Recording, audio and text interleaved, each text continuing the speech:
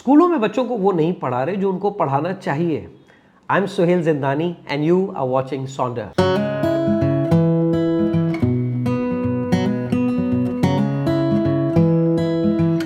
Okay, so in this podcast हम लोग explore करेंगे स्कूल्स को, और मैं आप लोगों के साथ शेयर करूंगा कि व्हाट आर दोज 9 थिंग्स जो या तो स्कूल में बच्चों को पढ़ाई जानी चाहिए, सिखाई जानी चाहिए, या उनको प्रोवाइड की जानी चाहिए, ऐसा एम्बियंस दिया जाना चाहिए। एंड आई होप कि ये पॉडकास्ट रेजोनेट करे आप लोगों के साथ, बट उससे कई गुना ज़्यादा ये पॉडकास्ट रेजोनेट करे उन लोगों के साथ जो स्कूलों के ज़िम्मेदार हैं। I really hope that this podcast reaches them.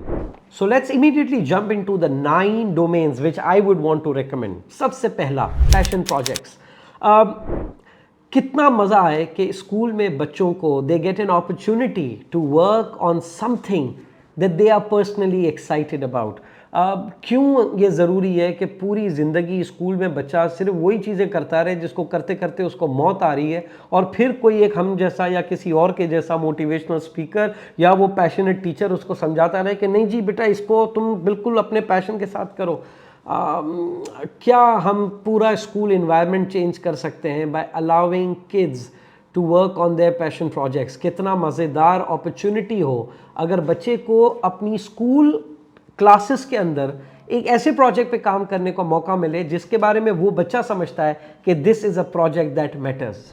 The second thing is कि हम स्कूल्स के अंदर ऐसी अपॉर्चुनिटीज़ क्रिएट करें जिसमें बच्चों को ये मौका मिले कि वो दूसरों के साथ कनेक्ट और कोलैबोरेट कर सके। Now what does that mean? School में क्लास प्रोजेक्ट्स तो होते हैं, टीम प्रोजेक्ट्स तो होते हैं। नहीं जी, it's not about class projects and team projects, because ये बच्चों को अपने कंफर्ट जोन्स में काम करने के लिए और पक्का कर देते हैं।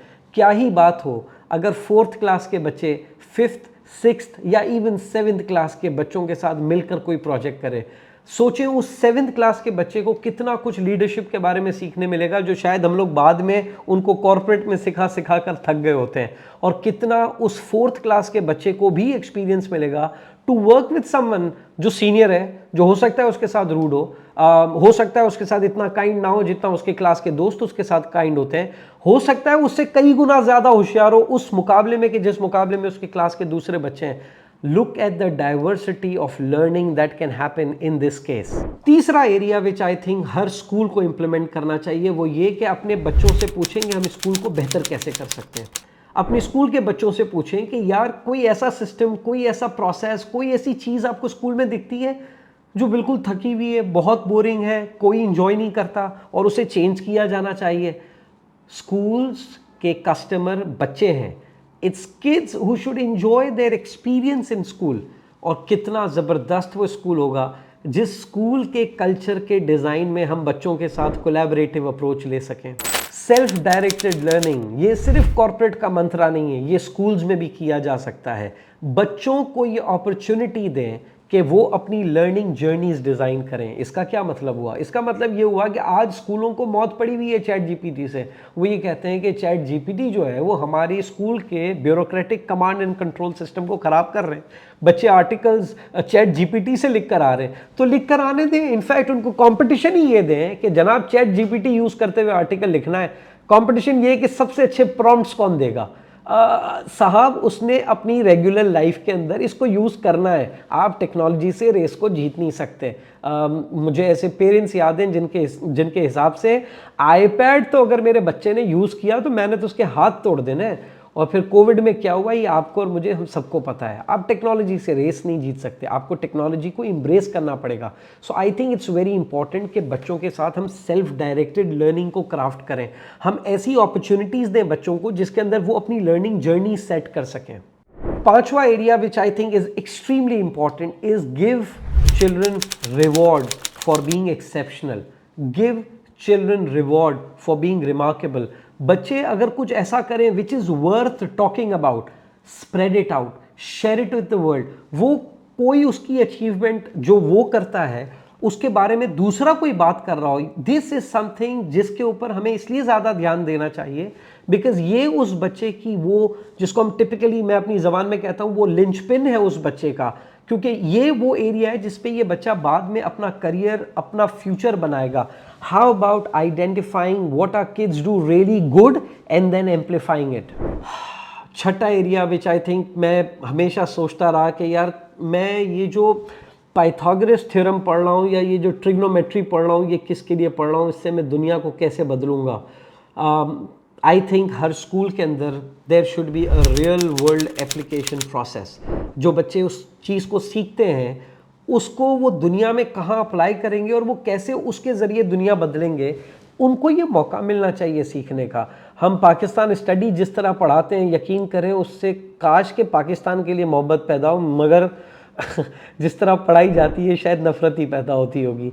हम सिर्फ पाकिस्तान स्टडी, इस्लामियात, मैथ्स, इंग्लिश, इन सब्जेक्ट्स को कितना इंगेजिंग, कितना एक्साइटिंग बना सकते हैं, सोचें। Eighth area, and I think this is something which I really hope कि हर स्कूल इसके ऊपर काम करे, is giving children to work, an opportunity to work on something through which they create a difference. और ये खाली बीच पर जाकर बीच को साफ़ करना नहीं होता है। इनफैक्ट ये जो बीच क्लीनिंग की एक्टिविटी कराची में होती है, ये एक्टिविटी कितनी फ़नी है, ये उन बच्चों से पूछें जो जाकर बीच क्लीन करते हैं। और अगर ये वीडियो बच्चे देख रहे हैं तो उनको एग्जैक्टली पता है मैं क्या बोल रहा हूँ। हर संडे को कराची का बीच क्लीन हो रहा होता है और माशाल्लाह वो कितना क्लीन है वो तो आप लोगों ने देखा है। आस्क देम कि इस बीच को क्लीन करने के लिए कुछ और क्रिएटिव तरीका हो सकता है या वही घिसा पिटा तरीका जो पिछले 35 सालों से कराची का बीच साफ कराने के लिए इस्तेमाल कर रहे हैं करते रहेंगे, and then we wonder why things are not changing. I think let kids come up with amazing ideas to make a difference, to make a permanent change happen in any particular context. I think this is going to be extremely helpful. Last but not the least is help them develop their soft skills. I think emotional intelligence, rather emotional literacy, her school का mandatory curriculum होना चाहिए। उसके बगैर school की कोई degree की कोई value ही नहीं होनी चाहिए। इमोशनल लिटरेसी, आज हमारा बच्चा हारना नहीं आता उसको, आज हमारे बच्चे को जीत कर हम्बल रहना नहीं आता। I think these are not good science, these are painful things, and if are kids continue growing the way they are growing, we are heading towards a future which we will definitely not be proud of. So these are the 9 areas that I recommend her school के अंदर होना चाहिए, बच्चों के साथ होना चाहिए, and I'm sure kids, the idea is kids should love school, and if kids are not loving schools, trust me, schools are doing something absolutely wrong. I wish all the best to the schools, but hey, all the best to the kids as well. Thank you.